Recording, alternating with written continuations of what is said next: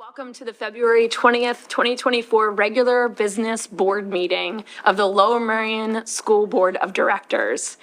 For everybody's information, this meeting will be live streamed and video recorded with sound for public broadcast. All participants joining via webinar will need to use the chat feature when it is enabled during audience recognition time period. If you are attending this meeting in person, you should be aware, and other attendees around you should be aware, that this meeting is being recorded and that other people within the room could also be recording you. As permitted by the Sunshine Act, which means that any remarks made in public, even those made at your seat, may be recorded by others of the other members of the public during the meeting. That's where I'll get my words together tonight. The board believes it's in the best interest of our understanding and the best interest of the students of the district to hear comments from the district residents. An opportunity will be given later in the meeting for public comment, both in person and through the chat feature, which will be read by Solicitor Roos. The board strives to be respectful in all individual making public comment and does not wish to limit any taxpayer's right to free expression while making their public comment during the comment period. However, we will always ask everyone to be respectful and follow the guidelines. It is free speech, but that doesn't mean it's unlimited. So let's get into the meeting and get kicked off. That's my Constitution joke for the day. And let's get kicked off, the first one, kicked off with the superintendent's report. Good evening, everyone. It's good to see everyone. In honor of Black History Month, I wanted to start with something that we actually talked about in our most recent Equity and Anti-Racism Committee. Ms. Shawana James Coles, our Director of Diversity, Equity, Inclusion, and Belonging, talked about Martin Luther King Jr.'s idea of a beloved community and how communities when we strive together to see the shared humanity in our communities, despite our differences, whether they're racial differences, whether they're religious differences, whether they're socioeconomic differences, when we all come together for the greater good, we make each other stronger. Throughout several presentations this year, we've talked about some social emotional learning and programming that we have. And although it's not explicit in all of that, this idea of the beloved community comes through each of those programs. So I just wanted to take a few moments to reflect on that. Ms. James Coles, during that meeting, she talked about this idea, and I want to read one line here. In King's conception, the beloved community embodied unity, empathy, and collaboration among people, irrespective of their racial, religious, or other differences. It represented a community where individuals collaborated to dismantle systemic oppression and construct a society where everyone can flourish. And that's really when we talk about our vision for belonging and how DEIB manifests itself here in Lower Merion. That really sums it up. I've had a lot of conversations recently with folks, and what I'm drawing a clear distinction between is how DEI work might manifest in corporate America and how it might manifest on university campuses is very different than how our DEIB work manifests here. So we want to have our students see themselves reflected in the curriculum, reflected in the staff that work with them every day. And, you know, under this idea of shared humanity, when we get to know each other and where we come from, we have a better opportunity to work together. There's some celebrations. Celebration of Black History. The community is invited to attend celebration of Black History called Shades of Black, which will feature performance of the LM Drill Team, the Zion Baptist Church of Ardmore Choir, and students from a dance studio. In the bottom corner there, you see Dr. Albanese at Marion Elementary. That's a picture of the school family. So in some of our elementary schools, students are paired with an adult and they evolve as a school family, and they stay with that same adult during these periods of time year over year. So it's a great opportunity for students to feel deeply connected with at least one adult in our schools. And that's something we want for all of our students, not just at the elementary level, but that every student in our schools has an opportunity to feel deeply connected to at least one adult. All the research out there shows that when students have that firm connection with at least one trusted adult, their sense of belonging is increased, but their academic achievement increases as well. In the middle there, we have several students from Lower Merion High School recently signed letters of intent to continue their passion at the next level. We have Amanda Bailey going to Boise State for esports. We have Zion Gray signing with the University of Rochester for football, and Declan Mack signed with Gettysburg College for lacrosse.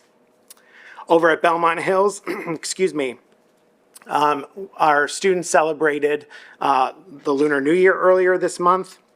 Lunar New Year officially started on February 10th. There was a school-wide morning meeting, and then there were cultural celebrations throughout the day. And then excellence in music. Harriton High School recently played host to the Pennsylvania Music Educators Association, PMEA, District 11 Orchestra Festival. 5 Harriton students participated: Julian Pace, Vivian Luong, Jane Chen, Aiden Hsu, Ethan Hugh, and Jane Chen also recently was named to the PMEA Regional 6 Orchestra. So we applaud all of our students. Each month as I do the high five, just know that on the main page of our website, we have a plethora of news stories that highlight great student achievements in athletics, arts, and activities. I want to address some of the information around the extended walk zones. As you know, one of the things that I heard very clearly in my transition to Lower Merion from members of the community when we were meeting either at meet and greets like Ask the Superintendent or at HSA meetings was that parents and community members wanted to feel that they were really heard when they expressed some concerns. So as I go through some of this information tonight, I want to assure everyone that our leadership team is hearing the concerns and the questions that members of the community have brought forward to date. And we're taking all of that information and working through each piece of information that we've received. So the first question up there, why does Lower Merion need to find efficiencies in transportation, and is it a cost savings measure? First and foremost, it's not a cost savings measure. Next year, we have Healthy Start Times starting, and we also have universal full-day kindergarten coming to Lower Merion. The time in between runs, middle school and high school and elementary, have been reduced. And with universal full-day kindergarten, we'll have more students riding the bus at one time. And so we need to find efficiencies. Otherwise, we are going to be dropping off our middle school students, many of our middle school students early, many of our high school students late, and many of our elementary school students late, and it will impact the instructional day. Why can't the district buy more buses or hire more drivers? I want to share some statistics. So right now in our transportation department, we have 12 vacancies. We have an additional 4 drivers out on long-term leave, and we're expecting a minimum of 6, but potentially a maximum of 10 retirements at the end of this year. So that means we have to hire approximately 20 drivers for next year. And people have said, you know, what are you doing to try to attract drivers? Our hourly rate is comparable and competitive. We have a $4,000 sign-on bonus. And unfortunately, there just aren't enough drivers to go around. And I know some people don't like hearing this, but Lower Merion is not unique. Every district right now is in the same situation where we're trying to find drivers. And when you go to private companies to contract out, those companies don't have drivers either. And we pay a premium because when we go to a company, we need them more than they need us. I've received the question that why are only Lower Merion High School students affected?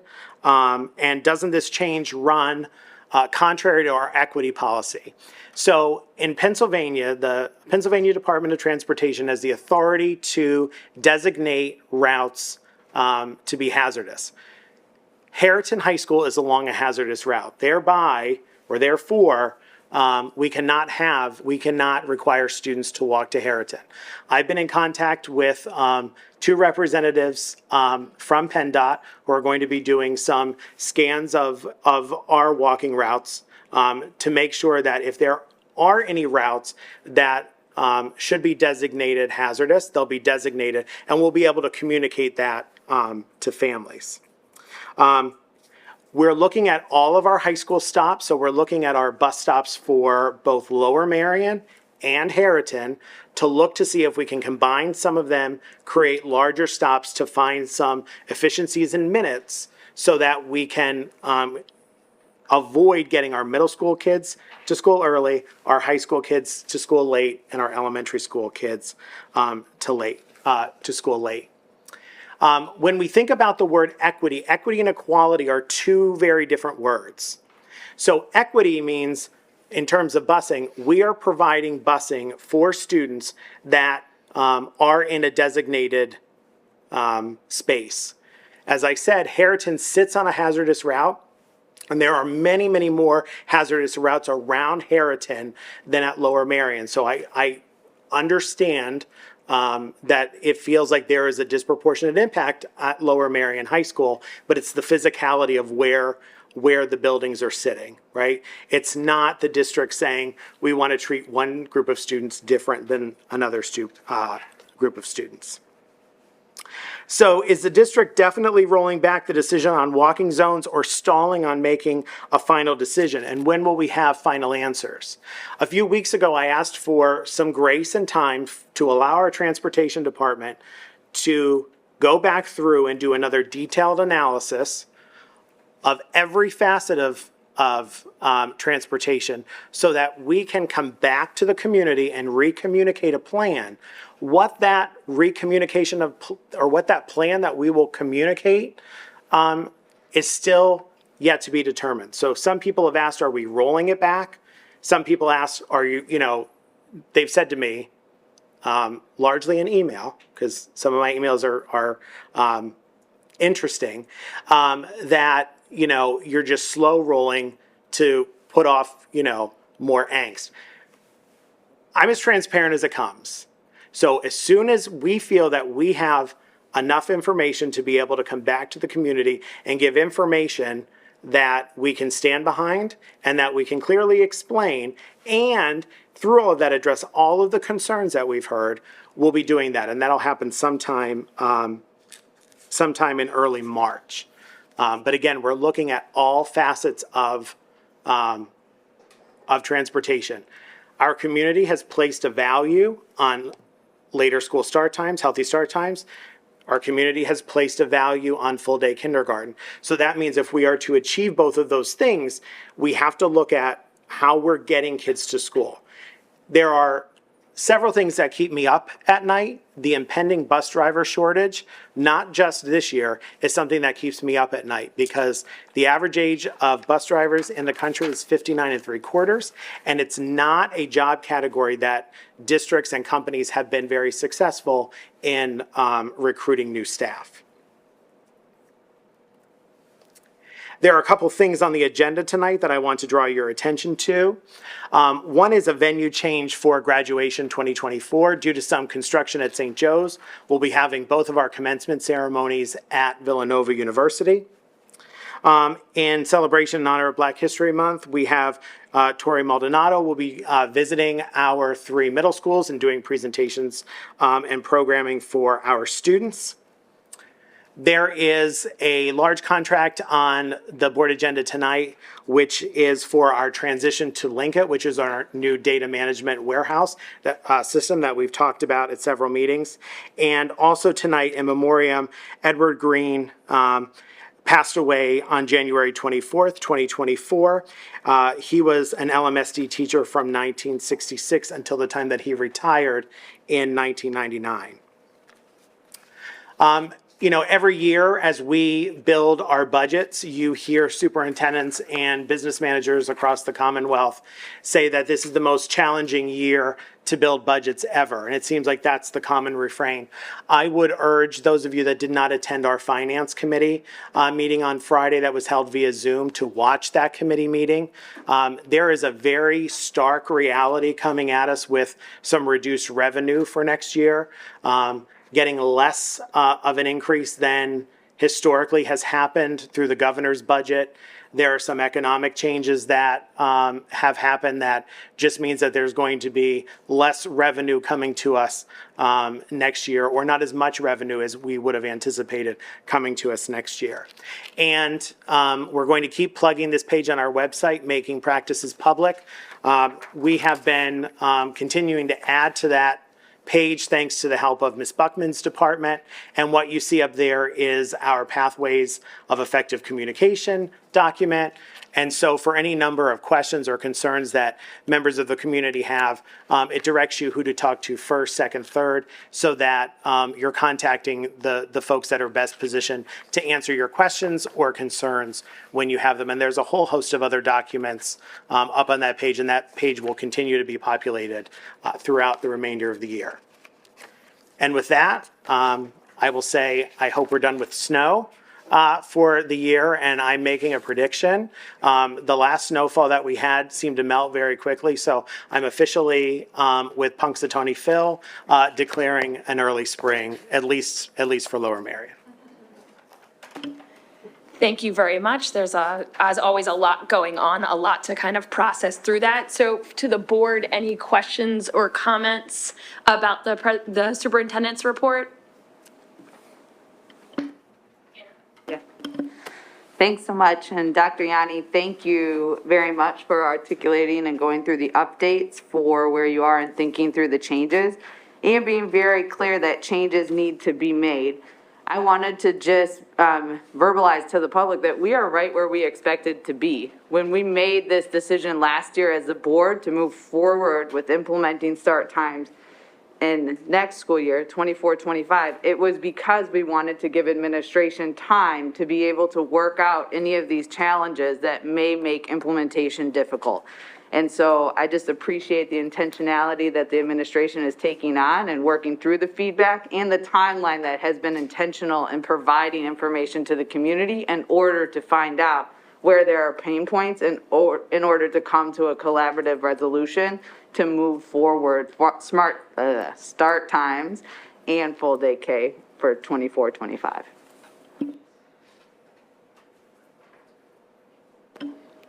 Okay, everybody else? Thank you, Anna. It's a huge systems change, and to hear it spelled out again and again and reminding ourselves where we were a year ago is really helpful. Okay, student reports. Sandra, would you like to go first? Yes. Good evening, everyone. February may be the shortest month of the year, but that has not stopped Harriton students from getting up to many wonderful things. Jaden Gaskins was named Mainline Boys Athlete of the Week for his role on the boys varsity basketball team. Tickets for Student Council's annual charity show, Dr. Harriton, which will be happening on March 1st, went on sale this week. The music department hosted Paul Spencer Adkins, an opera singer and teacher, to have a masterclass for the school's choir students. As Dr. Yanni said, Harriton hosted the District 11 Orchestra from Thursday afternoon through Friday evening, with several Harriton students participating, playing a variety of instruments. Harriton hosted a pep rally on the 6th to celebrate our various winter sports teams. Harriton also hosted a speech and debate tournament on February 8th, in which Harriton students qualified for states in Parley, Public Forum, and Lincoln Douglas forms of debate. Looking towards the future, on Wednesday, the 28th, it will be a wellness day, giving students the opportunity to rest and recharge through various activities, from Black History Month appreciation to arts and crafts. And once again, thank you for your time. Thank you, and amazing about the Lincoln Douglas debates. It was very quiet at Lower Merion High School today, so tell us about what's going on there. So, good evening, everyone. Today I start with sharing some great news. The boys basketball team beat Radnor 68-54 to win the CAL championship to cap off their undefeated season in the league. So, happening right now in the Kobe gym is the District 1 playoff game versus Conestoga. So, good luck, Aces. Lower Merion had its first official virtual snow day last Tuesday, which ran pretty smoothly. Students are getting ready to submit their course selections for next year. The Central League schools are hosting the annual creative writing contest for all high school students. Lower Merion will be hosting our own competition, which will be discussed on Thursday, February 22nd, in preparation for the actual competition on April 18th, where Lower Merion will be seeking 2 students from each grade level to represent us. Lmsb Black Student Union is hosting Shades of Black, a Black History program, which is set for Thursday, February 29th from 6 to 8 p.m. in the Lower Merion High School auditorium. This will feature live performances, art exhibits, refreshments, and much more. Lmsb Student Council is hosting their first annual Minithon fundraiser on March 1st from 5 p.m. to 9 p.m. Minithon is a philanthropic event that raises money for Four Diamonds, a nonprofit organization that provides support to children battling cancer. The 2024 ISC Art Show is coming up on March 2nd, and it's a week-long exhibit featuring hundreds of pieces of student artwork selected by teachers from all 11 schools in the Lower Merion School District. The Lower Merion Jazz Fest will be taking place on March 8th at Lower Merion High School. This vibrant event brings together talented jazz bands from 12 high schools all around the Philadelphia area, along with their parents and fans. Lower Merion High School's Build On is currently beginning their fundraisers to build a primary school in Guatemala for their trek opportunity later in June. Lower Merion is also hoping to have its famous school-wide lip dub sometime in the spring, and we cannot wait for that. Thank you. Thank you both very much. Okay, let's move on to committee reports. We'll begin with the Finance Committee report. There we go. I could do that one. So we met last week, talked mostly about the revenue side. Things are still evolving, but there's more clarity than we had a month ago. It looks like we're going to get some additional money from the state, but that's going to be modest. There's been less transfer tax than we've seen in prior years. So although the hard numbers are still not completely solidified, it looks like we're aiming for somewhere between 2 and 3% higher revenue than we had last year. So, and all those numbers are publicly available after the meeting last week.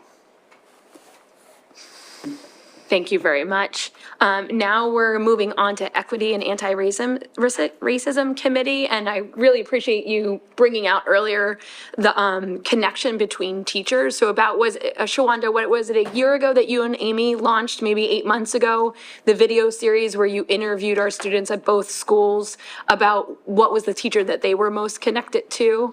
So that was a part of that committee and that work going through. So it's amazing to see how this work is just reverberating back and forth and over again. And if you haven't seen that series, it was a fantastic series.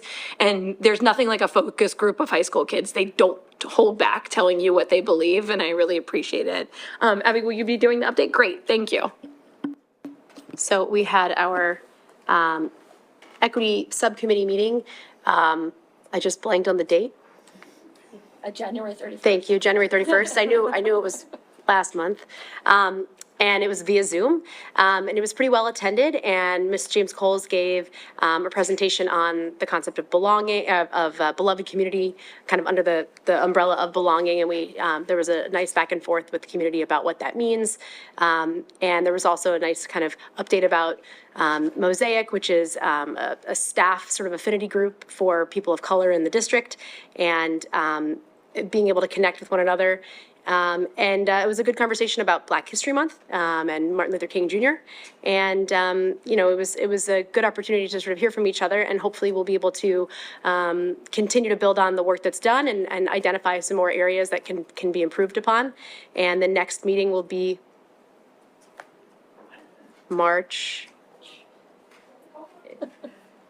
20th, is that wrong? March 20th. Via Zoom at 7 PM. Now for curriculum, let's see if they can remember the date they had the meeting in the next one. Who? Thank you, Sarah. So the curriculum committee met in this room on February 12th at 7:00 PM. We discussed two contracts, which were briefly mentioned earlier. Tori Maldonado coming in to meet with our middle school students for Black History Month, and then also the agreement for Linkit, moving our data warehousing to Linkit from Illuminate. And those, I believe, are also on the Finance Committee's meeting and summary as well. We then had two presentations. One presentation was about the integrated curriculum and focused mainly on social studies and integrating social studies and English language arts together. And we were provided with some examples, some stories that are kind of focused in social studies and then are brought over as well through ELA, and some stories that are every student in the district in certain grade levels are all reading. So that presentation is available if you missed the meeting and would like some more information on that. And we also talked about PBIS, which is Positive Behavior Supports and Interventions. And that was a presentation by two of our elementary principals, talking about how PBIS has been working in their schools, and some school-wide approaches that they are taking and how that ties in with MTSS, which is the multi-tiered system of supports, and some of our district's next steps as far as implementing PBIS more district-wide. And that presentation is also available. Our next meeting will be Monday, March 11th at 7:00 right here in this room. Thanks. Thank you very much. And now Facilities and Purchasing Committee. So we met on February 15th, 2024 at 8:30 a.m. in this room. We discussed the list of bills was reviewed and we moved forward to the board meeting. The purchase report was also reviewed. In particular, we talked about a replacement boiler at the transportation facility that had an emergency situation.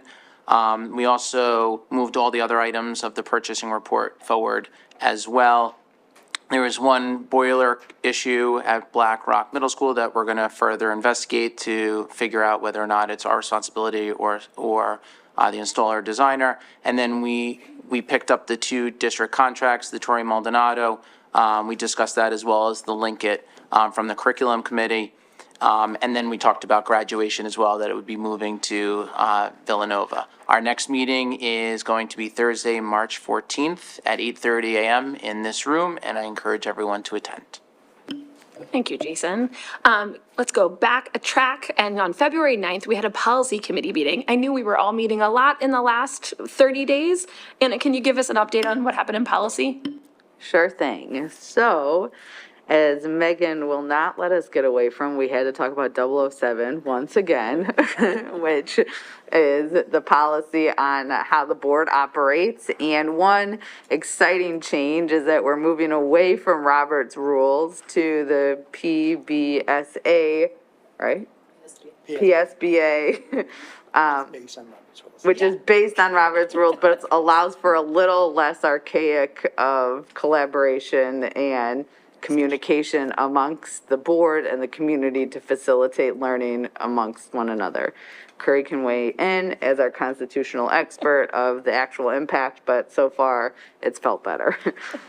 We also talked about policy 212, reporting of student progress and grading of student progress, and talking about how that will be implemented and changes that will need to be made also to how teachers are working to inform parents, and parents have line of sight into the shifts.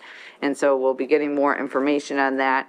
We spent quite a bit of time on the equity policy, as that's one that we have been working on.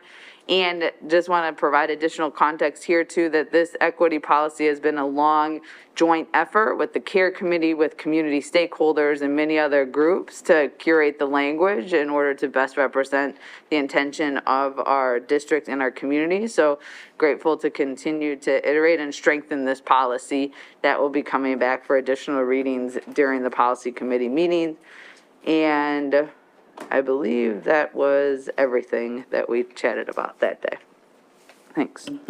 Thank you. And it's good to know that the change in following Robert's Rule of Orders came from a community member that suggested that the more we can discuss at the table and with everybody in this room, the better transparency that we have. So we really appreciate the suggestions.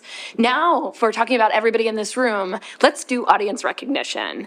So at this time, we will hear for public comment. If you would like to speak at tonight's meeting and you have not signed up yet with Ms. LaPere, please do so. For those of you joining via webinar, the chat feature will now be open and you will see a 10-minute timer appear on your screen. You can submit your comments and or questions via the chat feature. Please be sure to begin with your full name and where you reside within the district in order for your comment to be shared. And just for everybody in the room, we don't need to know exactly where you live, just generally what neighborhood that you live in, and you will be limited to 3 minutes. Kind of just clarifying the windows of opportunity. Okay. Mr. Ruse? Oh, sorry. Oh, no, Ms. LaPere, sorry. Okay, thank you. We have one student tonight, right? Just one? Okay. And that is Jasmine Chang. So you can go ahead first, and then we'll go to Alan Promer, Rob Brother, and then Michael Miller.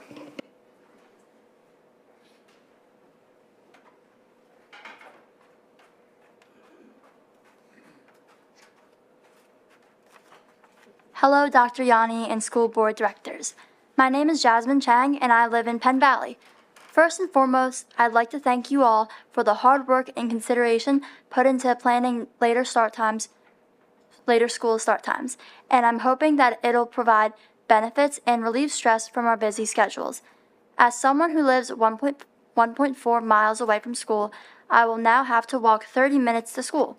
I'm worried about days when it'll rain or snow, carrying an extra backpack for sports, and the hazardous and narrow walking route along Montgomery. I'm sure that students will ask their parents to drive them at times, and it'll add more traffic along Montgomery and in the car line. Please find a way to ensure that students will have safe walking routes, and the expanding walk zone will only occur as the last option. Thank you.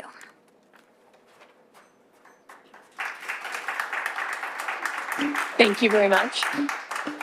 Alan Promer, Rob Brother, Michael Miller, and then Christina Chang.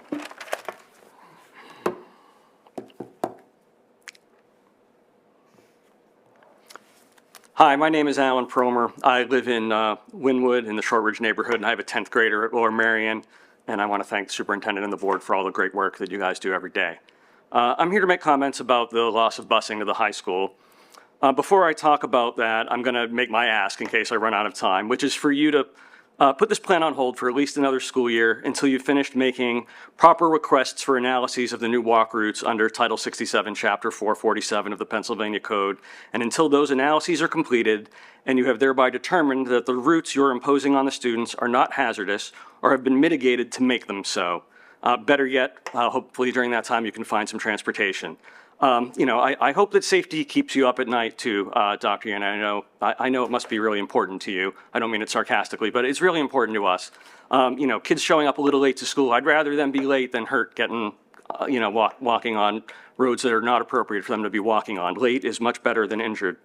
Two concerns, process and substance. On process, I feel like this process was really infirm. I know the doctor cares a lot about transparency, but we can't help you, we the parents can't help you consider changes when you do things backwards and make big changes without proposing them and getting input first. I know you know how to do this right because Healthy Start Times had a lot of opportunity for public input and comment. Somehow you failed to do any of that work and kind of imposed this change by fiat. It felt like it came out of nowhere. There's this new walk zone that's twice the size in area of the old walk zone. It doesn't feel transparent. Unsurprisingly, that bad process led to some bad substance. The district has not adequately evaluated, if it had evaluated at all, the safety before making this big change. Your FAQ and other communications show no specifics on work you've done to investigate safety, presumably because no such work was done. I mean, we're hearing tonight that you're having PennDOT get involved. I haven't heard any of that before, and I've made requests for that. Meanwhile, I went and walked the possible routes from my house to the school, sent you guys video showing obviously unsafe locations, and it's really infuriating that I and other parents are spending time doing things like that, sending you videos, taking walks, reaching out to government authorities to get pedestrian accident histories to check to see if locations are safe under the code. You're flipping the burden. Instead of you folks, the board and the district's professionals planning and investigating safety before making a big policy change, parents now have to clean up your mess as they scramble to send you information about the lack of safety of the routes. It's totally backwards. Parents shouldn't have to prove safety after the fact of a policy change. You should be ensuring safety up front. And having failed to do that, you should be making sure that all of the routes are safe.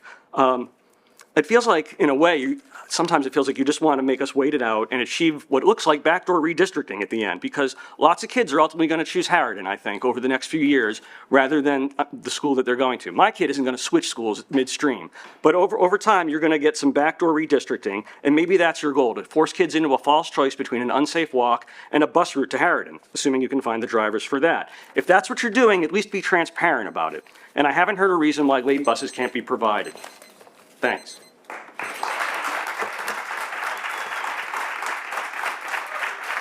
Thank you.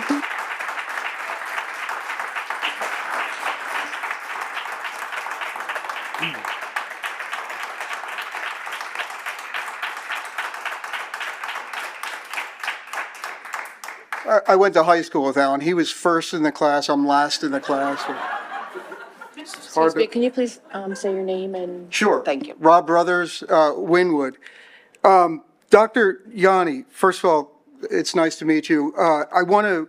You made some comments in the last board meeting to the effect that you said people think of you as a robot. You're obviously not a robot. You also said that you like to think that our kids are your kids. And I think that's great. You said something, and I'm quoting, in order to make this work, basically all of this to work, we're blessed with resources. These resources are not endless, all true. And so there are some trade-offs. And that was a quote.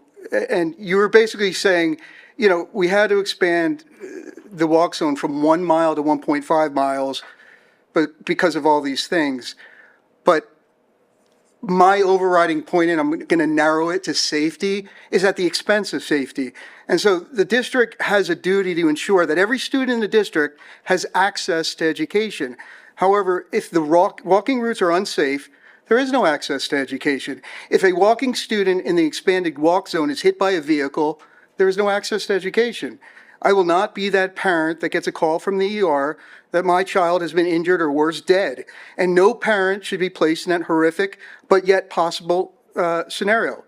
Many reasons were given, but safety is always the #1 priority. Again, it's an equity argument too, and I say that meaning fairness. If there is no safety, there is no access to education. And I realize that PennDOT defines if the walking route is hazardous. And if hazardous, then bus must be provided. So I would appreciate a safety study contracted by PennDOT to investigate every walking route of every new walker in the expanded zone. We're talking about 500 plus new walkers. But I shouldn't be requesting this at a board meeting. Why were no safety studies initiated before the board approved the district expanded walk zones? Why didn't the district initiate safety studies? Excuse me. So Pennsylvania championed a federal program called Safe Transportation for Every Pedestrian. Its acronym is STEP. Basically, quote, a systematic application of cost-effective countermeasures with known safety benefits that can help reduce pedestrian injuries and fatalities at crossing locations. Benefits include safety for pedestrians and to ensure students in this expanded walk zone access to education. Just a few examples: rectangular rapid flashing beacons, and this is where I'm offering solutions. Leading pedestrian intervals, crosswalk visibility enhancements, raised crosswalks. Is that it? No, oh. Sorry. Sorry, all right. I have more. Thank you very much. You could-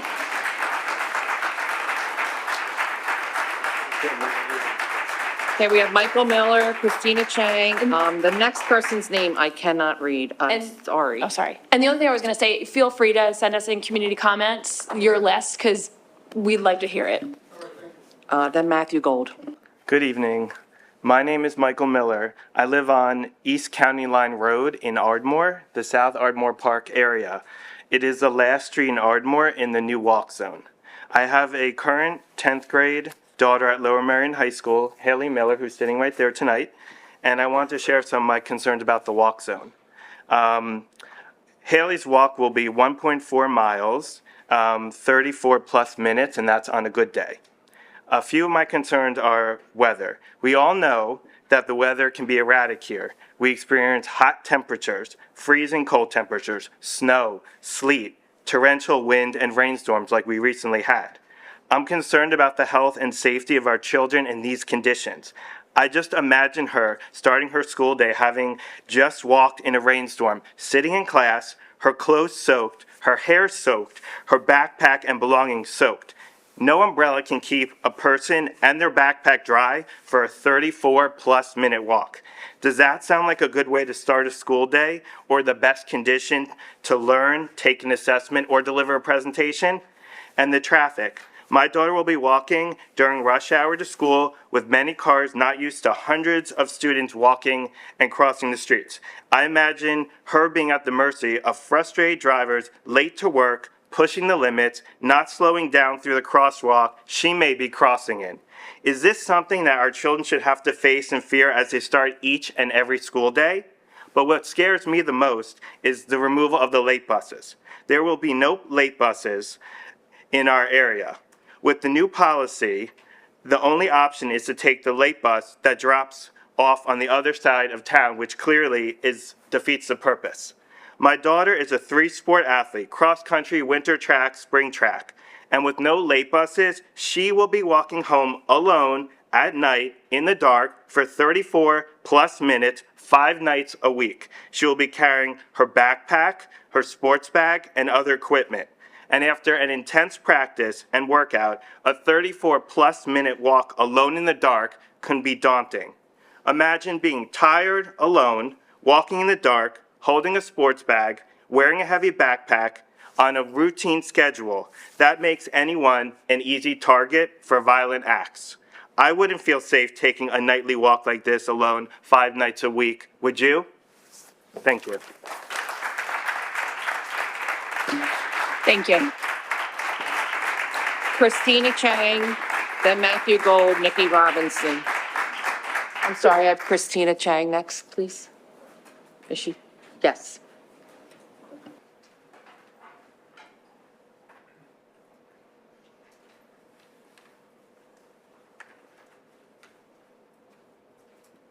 Hi, Christina Chang, Penn Valley.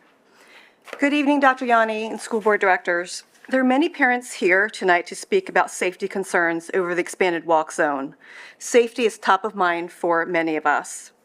We've had a Lower Merion High School parent prepare vehicular and pedestrian accident maps that I've shared with all of you.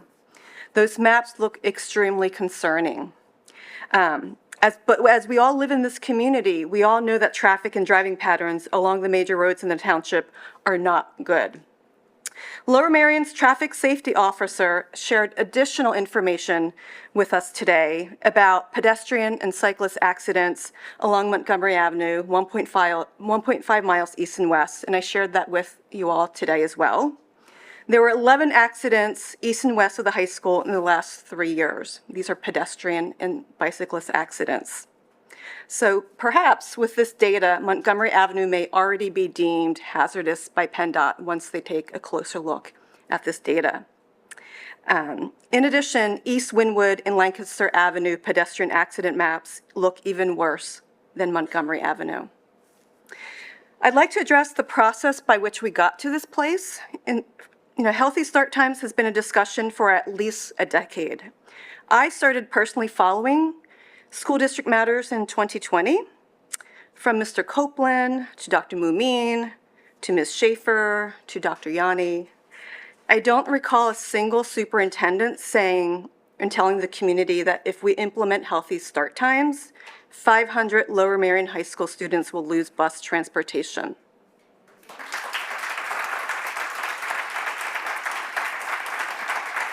Our former school board president raised the question in April 2023 to the head of transportation.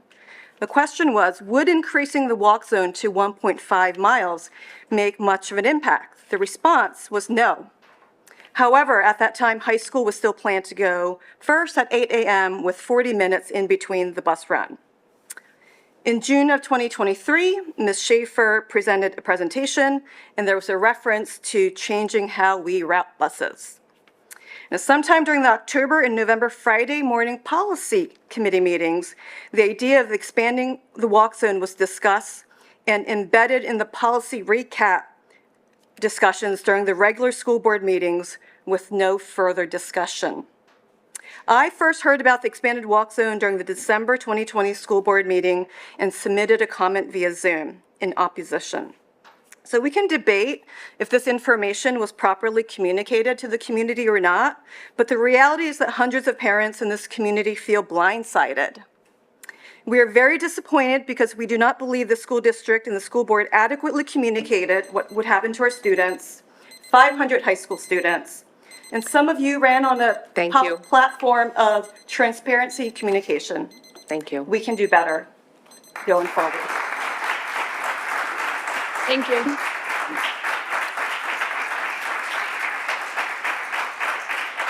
Matthew Gold, Nikki Robinson, and Kristen Lindemeyer. Thank you. My name is Matthew Gold. I live in the Shortridge area of Wynwood. I want to thank all the board members for their service and the school administration for members for its service.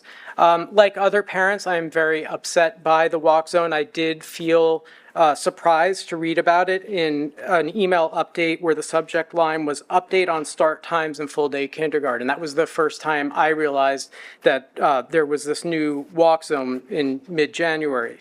I do not feel there's been adequate communication about this. There's been no community discussion. And I do feel that the policy is inequitable. If by equity we're talking about giving kids the same chance to succeed. I think about my family, which lives 1.4 miles away from the school, 1 block into the walk zone, or away from the edge of the walk zone, and the differences between what the experience my son will have in high school and someone who lives a block away.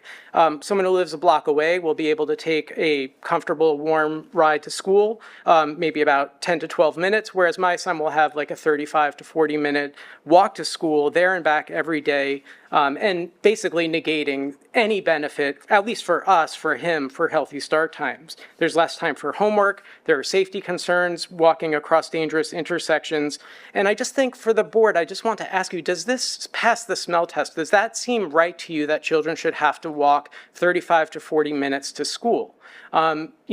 Personally, as an adult, I'm happy if I can get some exercise each day, but that is not exercise. These are kids who are going to be stressed out, walking to school, having to take tests, listening to earbuds, crossing busy intersections. I really want to ask you to please reconsider this policy.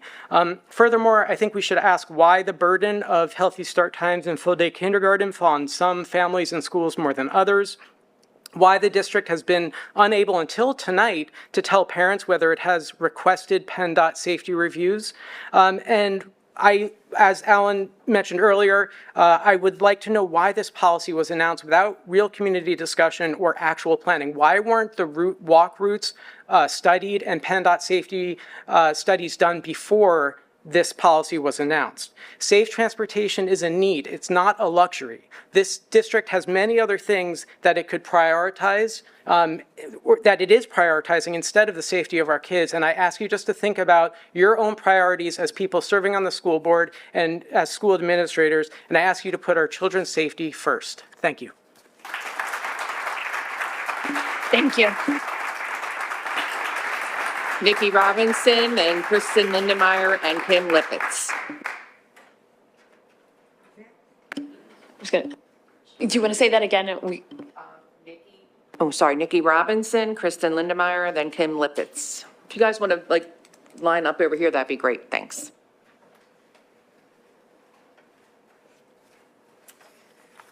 Hi, good evening, Dr. Yanni and school board members. Thank you for everything that you do for our children. I know you're volunteering your time, and thank you for listening to all of us tonight. My name is Nikki Robinson. I live in Wynwood. We have 3 children in the district, 2 freshmen at LM and 1 6th grader at Blackrock. Like everybody else, I'm here to share my genuine concern and disappointment with the decision to expand the walk zone. All of my concerns center around one thing, which is safety. So my first concern is the personal safety for all of our children.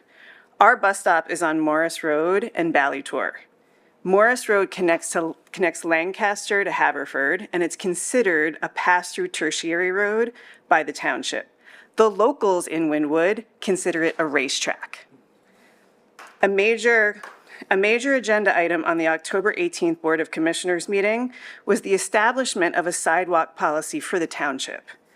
I'll quote from page 22 of that report, "Safety and access were key factors in identifying priority projects.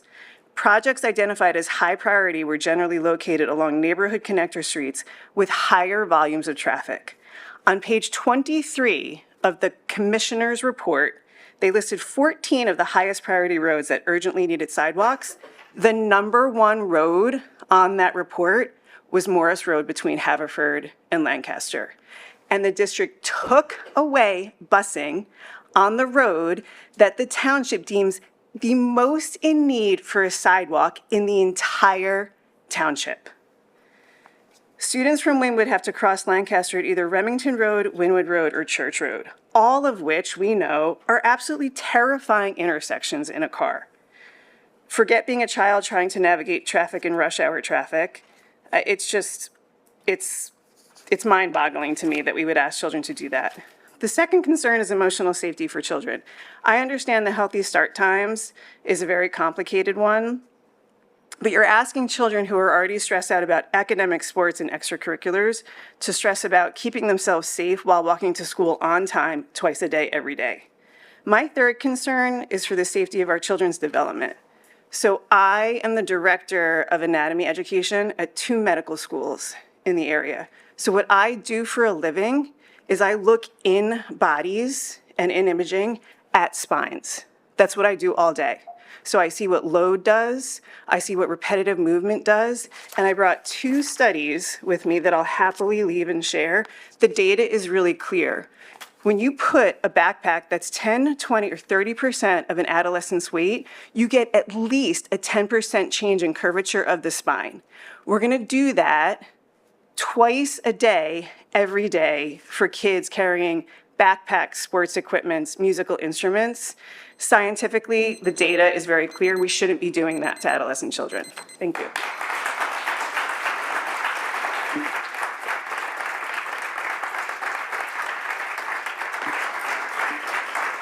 I think it's Kirsten, Linda Meyer, Kim Lippitz, and then Sally O'Terran.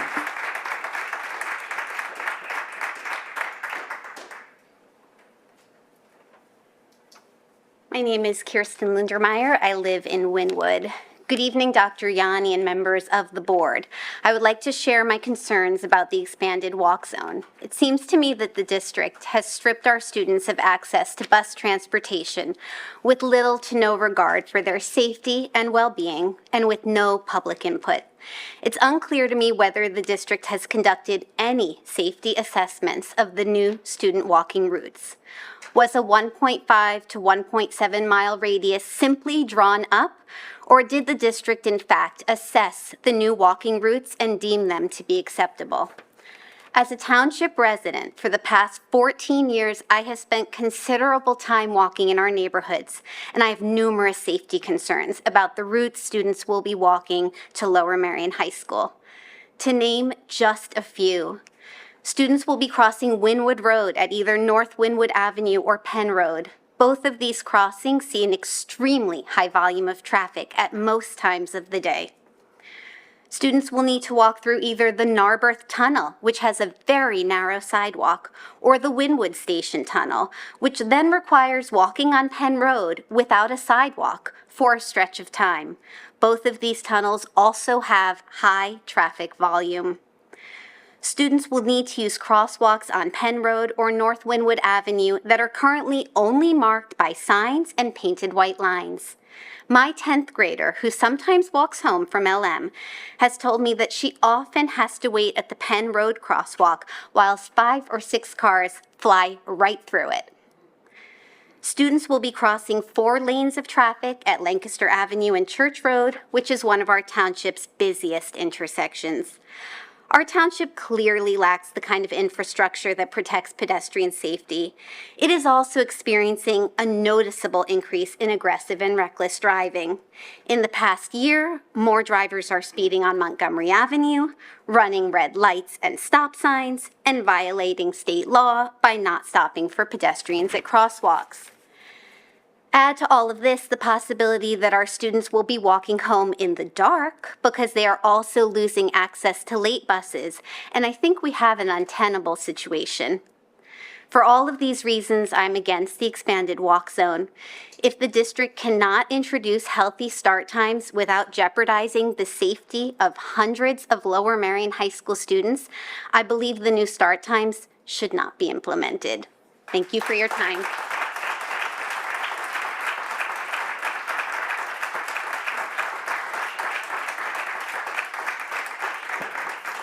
Thank you. I'm Kim Lippitz, and I live in Narberth, and welcome to the new school board members, and thank you to the old school board members, and hello, Dr. Yanni. So I just want to start with something that someone wiser than me said.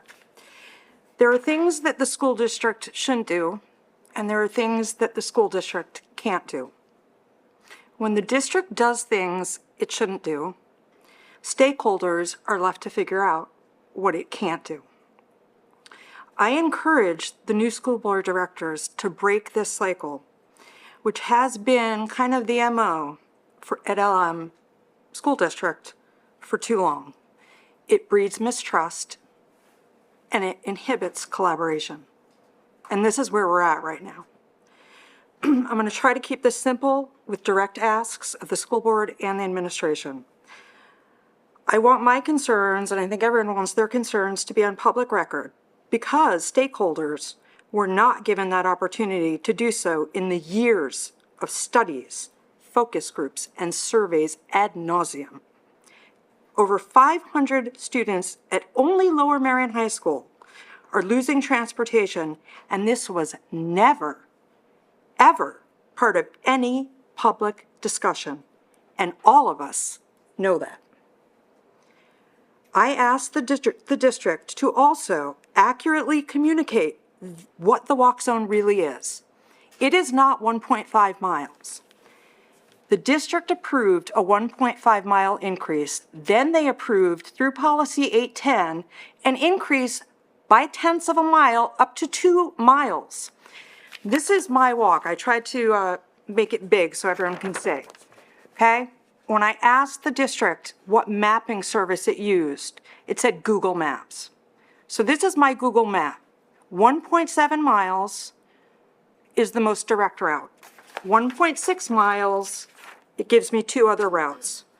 So the walk zone is not 1.5 miles. The reality of our walk zone and the reality of what you should be saying is it's a 1.6 mile walk zone to the corner of Owen, because that's what it is.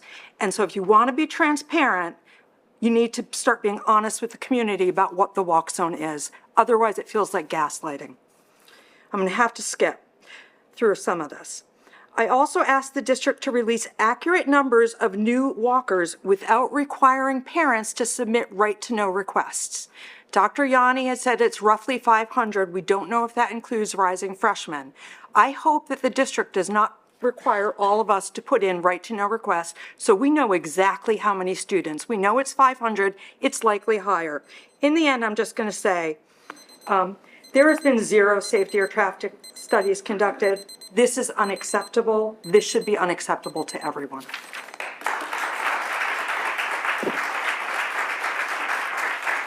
Sally Otero, I think it's Yumi Banco, and then Steve Philippone. Hi, good evening. My name is Sally Otero. I live in Wynwood. I live at Church and, Argyle and Wynwood. Argyle and Wynwood, thank you. I just want to let you know that I went for a nice walk today. It was a beautiful day. It was very sunny, perfect weather. And I wanted to let you know that it was 22 seconds long, the light at Argyle and Wynwood, for all of the children crossing at that intersection. They have 22 seconds to cross it. and that is including northbound cars turning right on Wynwood to go east towards the city, and including southbound cars turning left on Wynwood to Wynwood Road, 22 seconds. If they miss that walk, they have to wait 64 more seconds for the light to turn green again for them to cross. Walking on Argyle has sidewalks from 36 inches wide to 50 inches wide, with some uneven parts of the sidewalk and some driveways, and it can get to 36 inches. On Church, once they cross over to Church, the sidewalk actually narrows in certain parts before the Lancaster Avenue cross to 21 inches today. That's how wide the sidewalk was at certain parts where the utility poles were. Also, I did notice that we haven't had snow for a couple of days, right? But there is snow still on the sidewalk, which actually is even more cumbersome in the sidewalks and makes the sidewalk less wide. Anyway, so I am with all of my fellow parents here, and I agree with what they say. And I'd like to say that some decisions just cannot be made in a boardroom and from a boardroom, and you actually have to go to the front lines to see what's really happening. Thank you.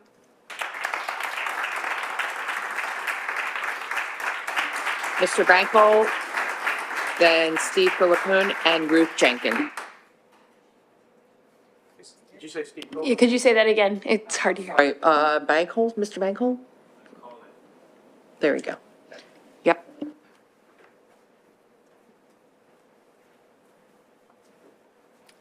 Hello, everybody. My name is Yomi Bankole, and I live in Wynwood. I haven't prepared anything tonight. I'm just going to make it very brief. I'd like to start with, based on the report that was shared about the beloved community. And I was reading this just a few minutes ago. It says that for Dr. Martin Luther King, the human community meeting the basic needs of every person becomes beloved. Comprehensive health care, safe streets, affordable housing, nutritious food, strong schools, access to jobs and meaningful employment are necessary for the beloved community. I'd like to share my own personal experience. I have lived in various cities in the world, Geneva, London, and I think it takes a village to raise a child. Societies like these have infrastructure in place. They have the commitment of parents and everybody working together to ensure the safety of a child. I want to believe that it is good for a child to walk to school, but things have to be put right. I don't think we have reached that level yet. We don't have good pedestrian walkways for kids to go to school. The community needs to be involved.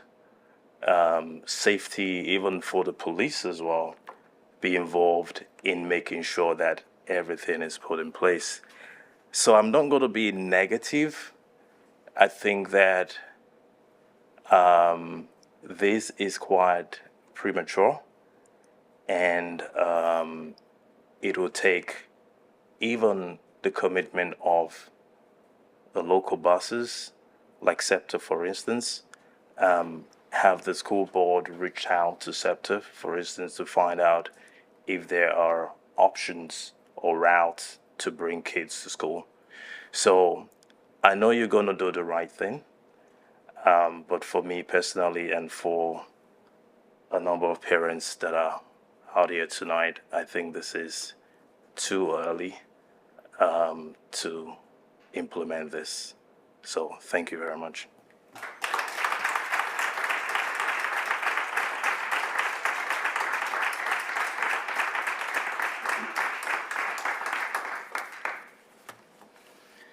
Hi, my name's Steve Philippone. I live in Penn Valley. I spoke last month, and some of this might be repetitious. I believe that this is redistricting without all the hoopla. I know that there's an unbalanced schools, high schools, and this looks like a way to do it. I'm saddened by the way this all transpired. I've been following the later start times, the shuffling of the start times for like 10 years. And the kindergarten thing I wanted when I had young kids. So I'm pro both of those things, but not at the expense of 500 high schoolers that we already have on buses. I feel like this came out of a subcommittee in October, November. It was first brought up to us in December 18th. That's when I guess it was the Student Transportation Administrative Regulation was rewritten to expand it from 1.1 mile to 1.5 miles. And then there's a clause in there about an additional 1/10 of a mile if it lands in the middle of a street. I can't even understand why we would go further than 1.5, why we didn't just roll it back. If you were in the middle of a street, why wouldn't it go to 1.4 miles? I really feel like that one of the things are 810, student transportation, the main objective of it is the superintendent or the designee given the opportunity to improve the safety and efficiency of the transportation for all residents, students. So here we got the cart before the horse. We haven't considered safety because you've heard what everyone has to say about that. We didn't consider it before we made the change to the administrative regulations. And then efficiencies, I'm not convinced that we're seeing greater efficiencies here. We're willing to bus any private school kid 10 miles outside of the district, and I know that's state law. We're willing to drive Harrington students from any of the four corners of this 24 square mile district, but we're not willing to get these kids who live between 1 mile and 1.5 miles to the same school. But we're going to be more efficient. We're going to be less efficient. We're driving further. Let's be more efficient by looking at who's getting on the bus today. Let's look at the high school buses. How many kids are getting on? Are they full? Can we collapse stops? Can we collaborate a little more? I also hear about the cycle time shortening, but the cycle time right now between the middle school and the elementary school is 30 minutes. The same cycle time that we're going to have trouble with for the high school to the middle school group.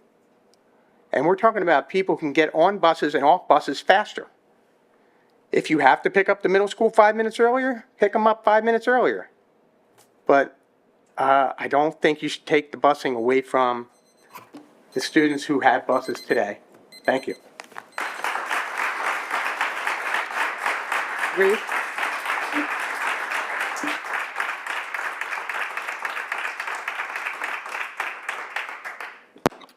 Ruth Jenkins, Wynwood, PA.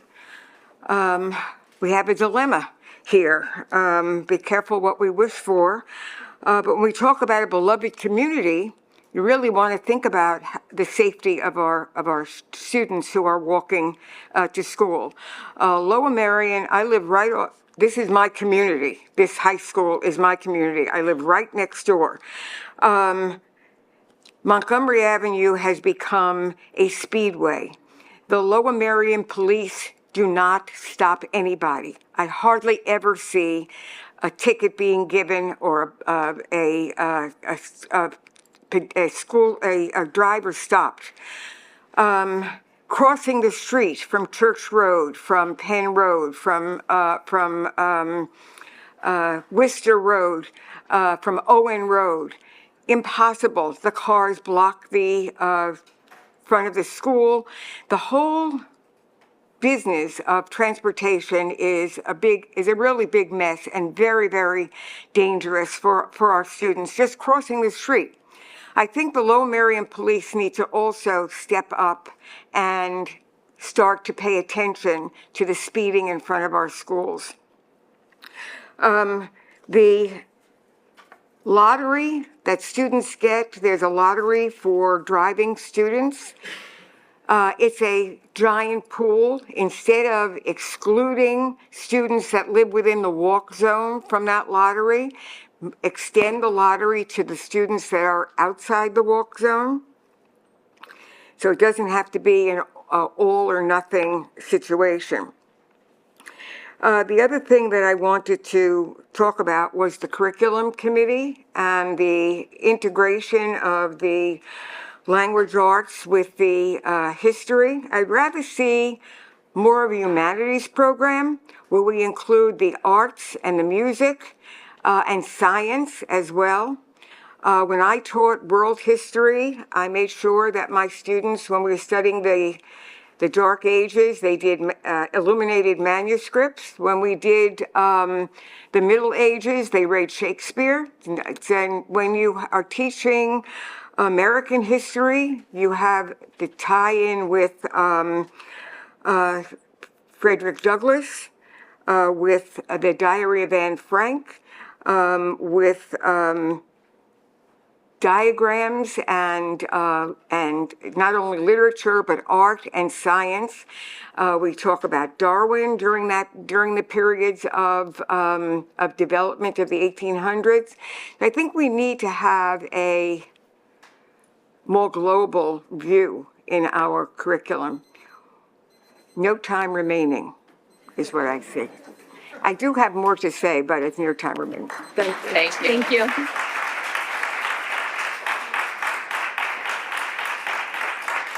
That's all of the in-person, Mr. Roos.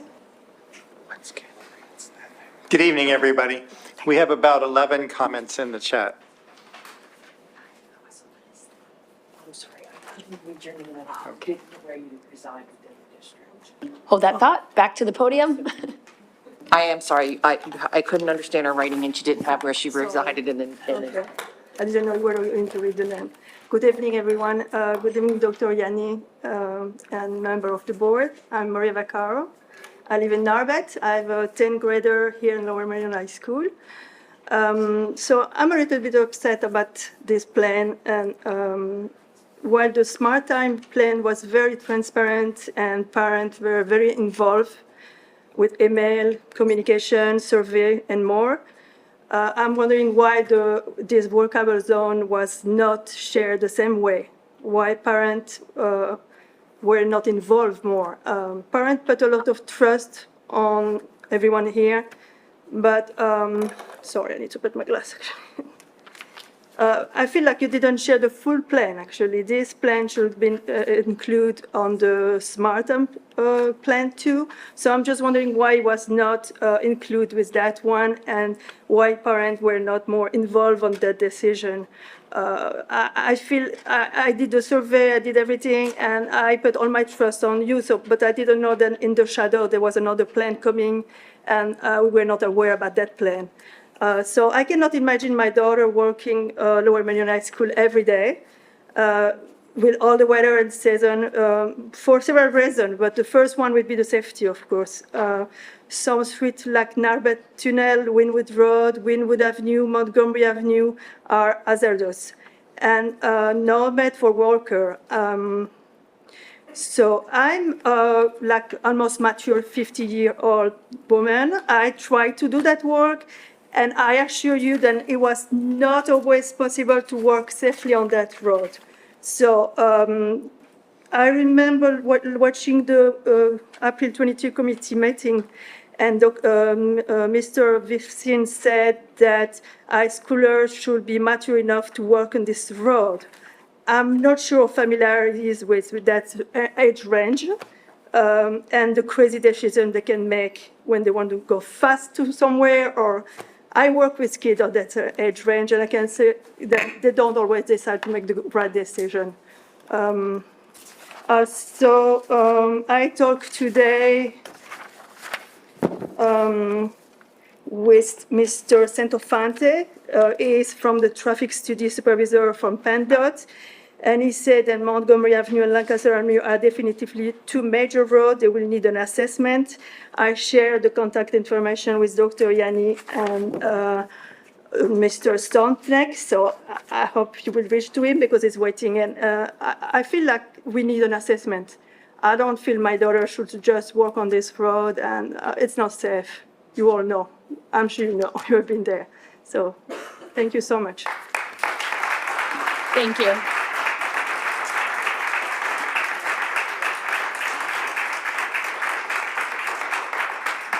Go for it. Okay, good evening. There are 11 comments in the chat. First is from Corinne Fogg, Ardmore. I would like a PennDOT study to evaluate the safety of expanded walk zone. These are qualified transport engineers with criteria as how to evaluate what is safe. Our Lower Merion High School kids deserve a safety study by PennDOT. Harriton has had one. Please give this privilege to Lower Merion High School. I request a PennDOT study. There are many pedestrian accidents along the routes according to Lower Merion Police Department and PennDOT. Thank you for your work on this.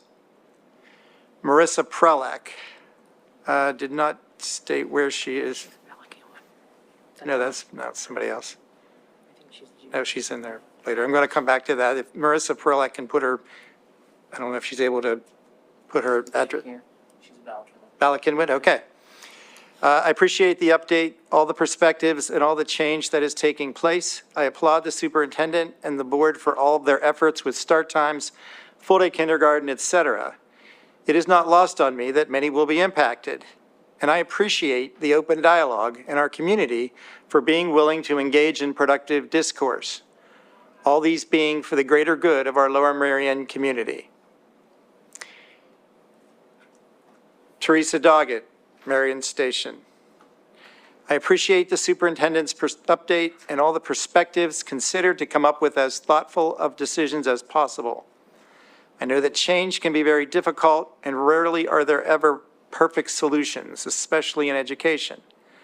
I applaud the superintendent and the board for their integration of multiple solutions to get the district to this point to be able to implement the long-awaited changes of later start times for high schoolers, full-day kindergarten, and expanded and revised school models, solutions for the playing fields, the list goes on.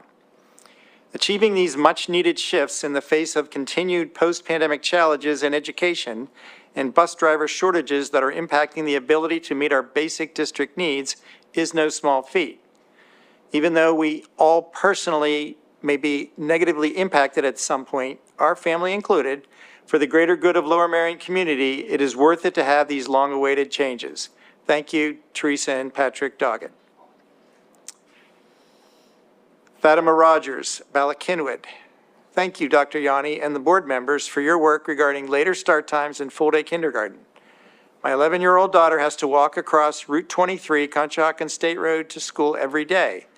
While this could be better, she and her friends take the walk and cross a major road to school. She's 11 and has to take a long walk. But know that we are doing it from College Park to Ballackinwood Middle and crossing Route 23 daily. Kate Legge, Wynwood.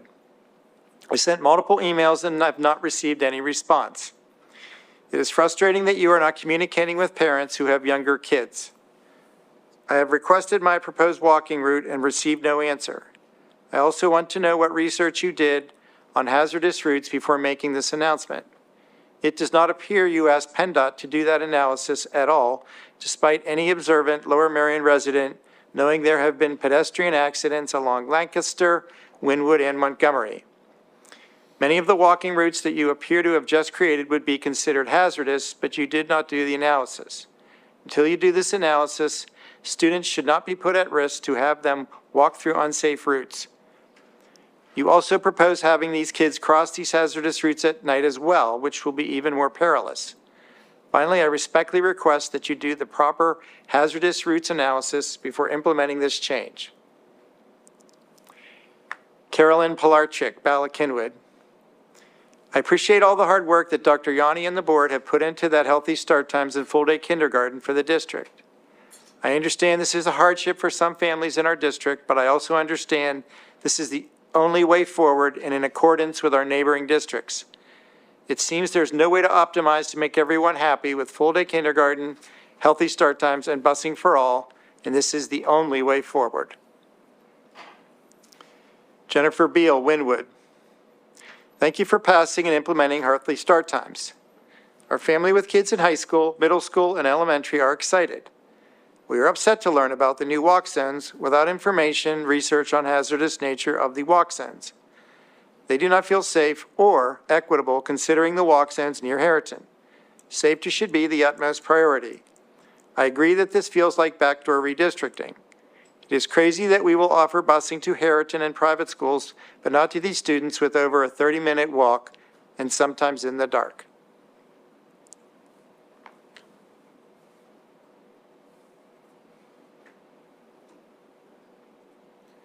Wilson Chung, Bala Kinwood. Dr. Yanni is 100% a robot because he repeats everything he has to repeat to attain his position. Christina Geary, Narberth.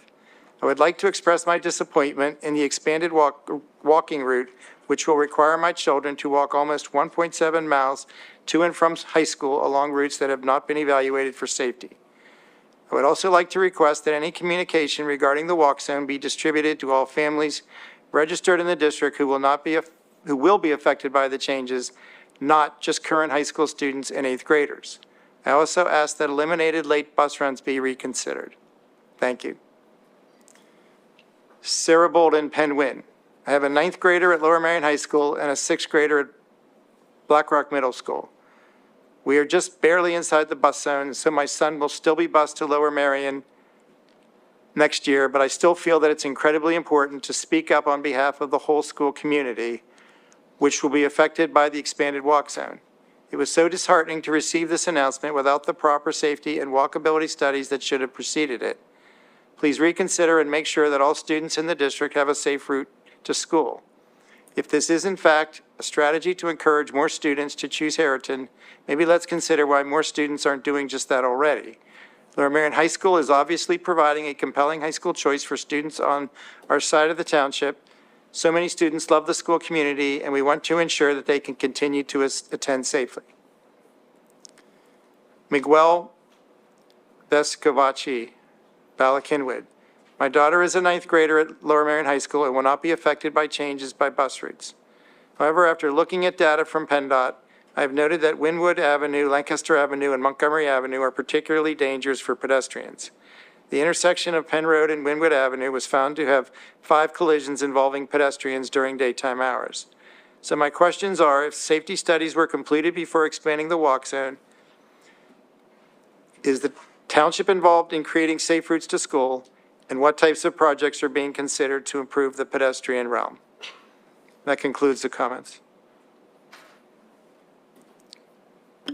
Thank you very much. Dr. Yanni, do you have comments that you would like to make first?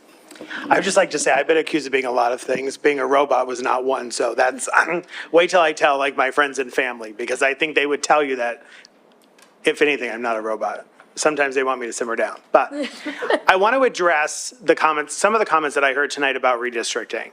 If we were looking to redistrict, I would say that we need to move a portion of students from Lower Marion High School to Harriton. We can agree to disagree. I'm not going to try to change anyone's mind, but we are not trying to do backdoor redistricting. In fact, the way the choice numbers came in this year, we even paused. We had put out there that just like we sister school for our elementary schools, we have the ability to sister school for our high schools.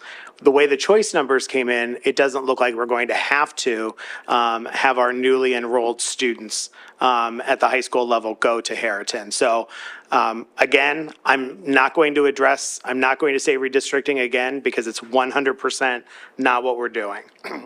A couple things. I've been in touch with PennDOT because of a number of reasons, including the concerns about Montgomery Avenue. A lot of people have brought up Montgomery Avenue recently, and so Ms. Vaccaro, the individual that you had reached out to, thank you for that information. I've been in contact with him as well, and someone else in his office last week and this week already about looking at Montgomery Avenue and what that means. Especially right now, there's a lot of construction, and I want to make sure that if there is a change in designation to that road, that we're aware of that. There was a comment that a parent didn't get a response to the request for a specific walk zone. right now, we can do one of two things, and I don't mean this in any way, but just being as sort of blunt as I can. We can spend time mapping all of those out, or we can spend time going back through all the facets of transportation to determine if we can do something about the walk zone. So we're not in a position right now to write to everyone and give their individual walk zones. It's just not going to happen right now. Once we go back through and we have some greater information to share, I anticipate at some point we probably will do that. There was a comment about the township helping with this. We've revitalized our intergovernmental meetings. I think it's an absolute shared goal between the district and the township to make the township more walkable. So that's largely on the township. That's not on the district. Although earlier this year, we had the opportunity as a district to offer some comment on the township strategic plan, specifically as it relates to sidewalks, and we were able to do that. We've continued to work collaboratively with Lower Merion PD. One of the things, whether we expand the walk zones or if that changes, the traffic patterns in the township are going to change next year by the simple fact that the school times are changing. There have been comments about, well, we bus kids all over to Harriton. That's been a long-standing practice. That practice isn't going to go away, so that's just something that's built into the routine of the district. And there was a comment, and there have been comments about us busing kids to private and parochial schools.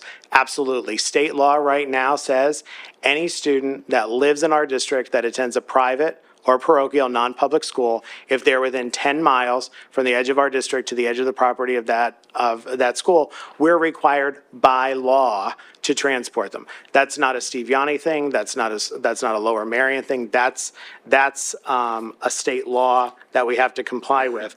That is something I have to tell you that is a legislative priority that we've been talking to our state legislators about. Couple more things. Let me address the late buses. I feel confident that with whatever happens, we can find efficiencies to make some concessions there in the late buses. So there's been language about the abolishment of late buses. Late buses are not being abolished. So I feel confident that we'll be able to find some efficiencies there. It would have been really easy to just say we're sticking with the decision, right, and allow everyone to be upset. The reason that we're taking this time right now to go back through everything is to determine, number one, based upon our work with PennDOT, will any of the routes change? And will any of them change around Harriton? We don't know the answer to that question, but the promise that you'll have for me is when we're positioned to be able to give you this information, we'll communicate it out, and then we'll be able to, address any concerns that come at that time. I'm going to ask you a question just to clarify some of the comments that were out there as well. So one of the key things, and I apologize if I'm being repetitive, I have a little bit of a head cold, so I want to say it out loud for myself, but as well as others. One of the key things that you asked for 2 weeks ago is knowing that this is a systems change and there's all these factors in play. And yes, a lot of these conversations started this year because this was the year we gave ourselves to figure out how the heck we're going to pull off school start times and full day kindergarten. So this is a part of the process. Some of these things were new to me too, and I'm sitting on both sides of this wall. But one of the things that you asked for 2 weeks ago was to sit down and look at all the different possible levers that you and your team can pull, can tweak, can move. And that includes not just what you and your team can build and do, but also what the commissioners can help support with, what information from PennDOT that we go through. One of the pieces was saying, looking at this, if we had a bigger walk zone, how would that change the factors? In a typical process when changing the walk zone, we begin with communicating to the entire community possibilities of expanding to walk zone to 1.5. Then where does the review of every single route come in, and how long does that typically take when your head of transportation is actually in country as well? So I anticipate that we'll be able to give some updated information in early March. Our supervisor of transportation had a death in the family. He's not here tonight, so he's not here. He's not here because we have a showing tonight. He's actually out of the country right now due to a death in the family. I don't want to put a date on it right now because I know if I put a date on it and I run up to that date, I don't want to push information out, and I don't also want to have to come back and say, I need to push it out a week, I need to push it out a week, I need to push it out a week. So I'm saying right now, early March. The other thing that I do want to address, the approximate number of 500, that includes the eighth graders that would be coming up to be next year's freshmen. And so once we get a better handle on enrollment, then we'll be able to update that number as well. Got it. So throughout this conversation we've had with the community, probably in the high point of the last 6 weeks, we've been getting information in, reviewing that information and putting the pieces together, as well as doubling down with the research that we need to do to understand what areas are safe and what's not safe, and as well as walking the routes and seeing for ourselves, because I do believe that's really important, because it feels different when you walk 34 minutes in the rain. As we go through this process and we look through these pieces, are there any, what other factors or information, like if somebody comes up with a completely unique idea, and like Guy in the audience that had the list, should they just send them into community comments? Because this is something that as we've been talking through it, people have been coming up with unique ideas. A lot of them have been thought through by the team and have been trying to experiment them, but there's never a time that we don't want to hear from the community, and we understand. And to be honest with you, some of us are thinking the same things, but some of us are also trying to analyze and say, where do these levers move and how do we make this work? Because we understand the other parts of this, which is healthy school start times for our kids. We need to keep our kids healthy, both going to school and getting to school at the right times. So any ideas that people have, feel free to reach out directly to me, or you can send it in via community comments. Emails that come directly to me, I just want to go on record as saying, and many of you in the audience know that you've gotten a response from me even on the weekend when you would have gotten my out of office response. And the email usually starts with, you probably just got my out of office response, but here's at least somewhat of a response. If it comes in through community comments, the board sees that, and sometimes Ms. Buckman responds to those, sometimes I respond to those, depending upon who sees it. But if emails come in directly to my email address, I'd be happy to entertain any ideas that people have. One of the things that drew some ire in one of the communications we put out, we said we were looking at taking some high school bus stops and combining them into large bus stops. And in that communication I wrote, in the past, the feedback from community members and property owners has not been great about that. Some people took that to say that we were trying to work our way out of that as a possible solution. No matter what we do, there's going to be somebody unhappy. So if we create larger bus stops, we need places for that to happen. And we know if we put more kids at a bus stop, there's any number of things that could happen in terms of behavior. So what we're trying to convey is, for every solution, there's going to be some people that might be happy, some people might not be happy. But we're going to continue to work on this to try to find the best solutions possible, given the constraints that we're in. And there was a comment about the time change, that right now the time in between middle school and high school is longer than it's going to be next year, right? And so having it so that the high school started at 8:30 and that elementary ended before 4 o'clock, there's only so many hours in the day. And I'm promise you, I'm not saying that in a smart way. So we're trying to look at, if we can find efficiencies, how do we make those bus runs work? If we can find a way to make those bus runs work, we're going to find it, because we're looking at this, from every possible angle. Thank you very much. I appreciate the clarity on some of those pieces. Any other questions, comments? Kimberly? Wait, if I could just say one more thing. I've already committed to a group of people. I think it was maybe Ms. Chang that I wrote to, although I'm looking at you and maybe you'll shake your head and say, no, that's not. Once we finish our review and go through everything, and we're able to articulate a plan, whether it's the same plan, a revised plan, et cetera, I'll commit to, speaking with any, group of people that want to talk. You can yell at me, you can tell me you like me, you can tell me I'm a robot, you can tell me whatever. But, right now, my attention, my team's attention has to be looking at this in as many ways possible so that we can get to the best possible solution, for the safety and well-being of our kids. And the only thing I was going to add is, no, they can't yell at you. Like, we were all in it together. We can be super emotional and passionate about our kids, and that's always respected, especially from somebody who's typically overly emotional. But we still have to be civil with each other and respectful, for everybody's trying their best to do what we need, but we'll do it together. Kimberly, over to you. Thank you, Carrie. Yeah, I think, I speak for all of the board members. We all care about the safety of the children. Our children go to Lower Merion too. We attend the district. We're not some outsiders. But I am interested in what the state law says regarding providing buses, and what the state law says regarding walk zones in Pennsylvania.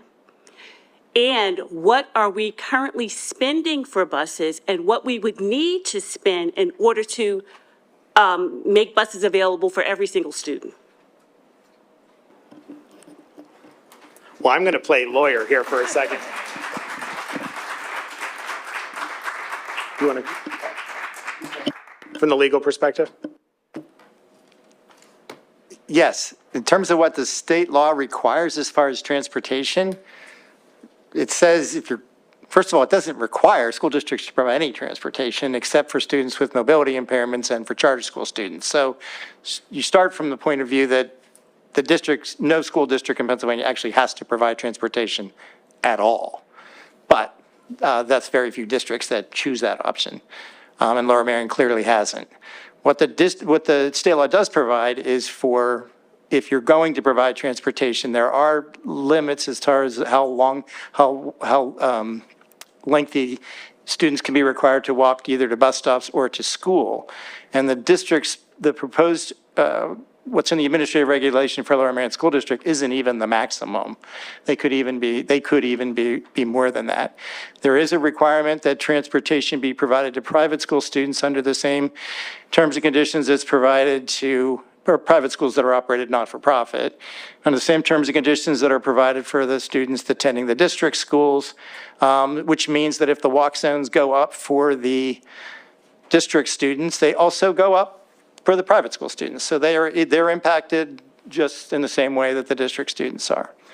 Is that comprehensive enough, or do you need more? That part was comprehensive, but I also asked, what are we currently spending, and what would it cost to provide transportation for every single student?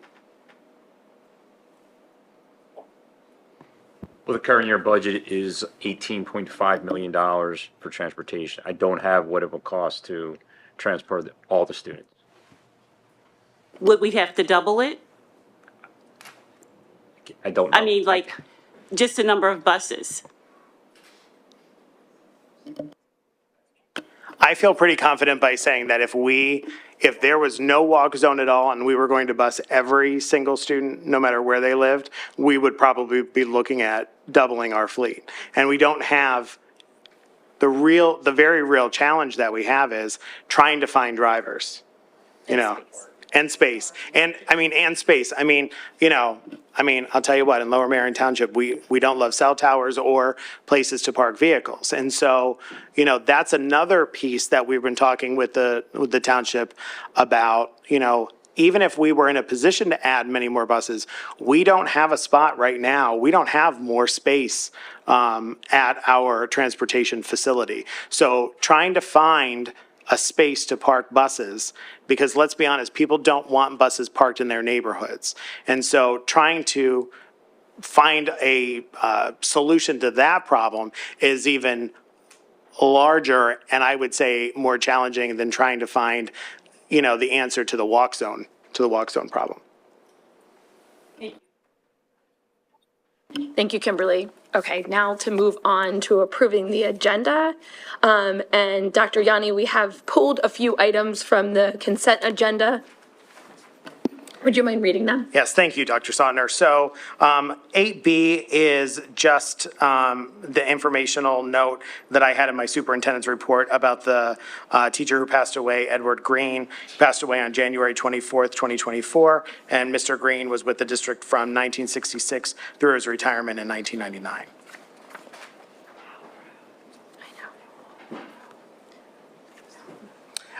The other things that we pulled from the agenda for tonight was the list of trips. The only reason we pulled those, there's no issues with the trips, but it's not something that we reviewed in committee. So everything, or the majority of everything else on the agenda are things that we run through committee. There are two other items, one being the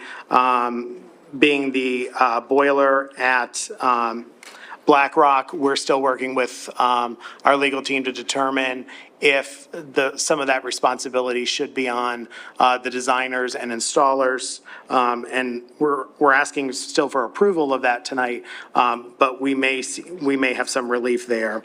And also just the change in venue to Villanova University, given that that's a change from past practice. We can do them all as one. I think we can, I'm comfortable if we approve the consent They agenda. could just go under consent since you reviewed them. Yeah, yeah. Yeah. Are there any questions from the board? I actually have one about the venue. I'm just curious if other places were explored because it seems kind of expensive. So it's a little bit, it goes back to that, we need them more than they need us. And given the size of the graduating classes, particularly for Lower Merion, that Villanova was the best venue to be able to house everybody. They were also limited, I think we wanted an indoor venue because of issues that had happened. You also wanted transportation and something that was relatively close as well. So it was kind of limited on that as well. I will tell you, to the credit of our high school principals, they did still try to make St. Joe's work. There was just no way with the construction that we would be able to have an uninterrupted ceremony and be able to have, as many parents and guardians and caregivers there. So we would have had to drastically limit the number of attendees. Last year's, there was standing room. People were sitting in the steps. They were sitting for Lower Merion High School. We needed a large venue. And also it was the time when the smoke was happening. So being outside was not a good idea. Hopefully that won't happen again, but just inclement weather and things that you can't plan on. Can I just ask quickly about the heater, the $166,000 repair or rebuild of a heater that's basically brand new that we just bought the school for? So is there a safety issue for the children? Like, are they at acute risk of freezing right now? Or why do we have to spend $166,000? Why can't we play hardball with the designers and the installers and make them pay first? I mean, if there's a safety issue for the kids, that's one thing, but I don't quite get why we're being asked to approve that now. It's a health and safety issue. It is? Yes, it is. All right. Don't we love Robert's Rules of Order? Get more questions, more discussion. Okay. Do I have a motion to approve the 4 that were reviewed? So moved. I second. Thank you for the second. Yeah, wait. Oh, Sorry. let's go back. Sorry, I'm just going back to Todd's question. Jim, I think his question was, given it's a relatively new unit, is there anything we can do to hold the company and manufacturer accountable? We understand No, I think we are. This question So is. so in committee, we talked about this, and that was a concern that we had brought up, and that was something that was going to be looked at. So, based on whether or not it's, not to go into logistics, and you can correct me if I'm wrong, but it sounded like if it was a design flaw, regardless of whether or not it was out of warranty, we were exploring the option of whose responsibility it was. But the overarching issue could be, is the health and safety and balancing that as well, if it needs to be done immediately. But my understanding is that we're looking into that option of whether or not, whose responsibility it is and what the nature is and legal ramifications before we go down that road of paying that money. Got it. Okay, thanks. Sorry, I was trying to track and clarify. Exactly why we have it laid out like this. Robert's rule. No. Okay, we'll start from the top. Do I have a motion to approve? So moved. Do I have a second? I second. All in favor? Aye. Opposed? Abstentions? Those four motions pass.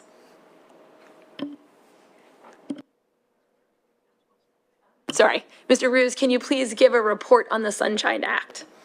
Yes, there's only been one executive session since the last regular board meeting. That was held tonight before this meeting, and the executive session topic was collective bargaining. Upcoming board and committee meetings will be held in the boardroom unless otherwise noted. The next one is March 18th. The regular business board meeting will be at 7 p.m. Committee meetings will be recorded and live streamed on Wednesday, February 28th, Communications Committee meeting at 7 p.m. via Zoom. Friday, March 8th, Policy Committee meeting, 8:30 a.m. in this board meeting. Monday, March 11th, Curriculum Committee at 7 p.m. in this board meeting room. Thursday, March 14th, Facilities and Purchasing Committee meeting, 8:30 a.m. in this boardroom. Wednesday, March 20th, I'm going to stick with it for now. Wednesday, March 20th, Equity and Anti-Racism Committee meeting will be 7 p.m. via Zoom. And Friday, March 22nd, Finance Committee meeting at 7 p.m. via Zoom. There being no further business, this meeting is adjourned. Thank you all. Thank you.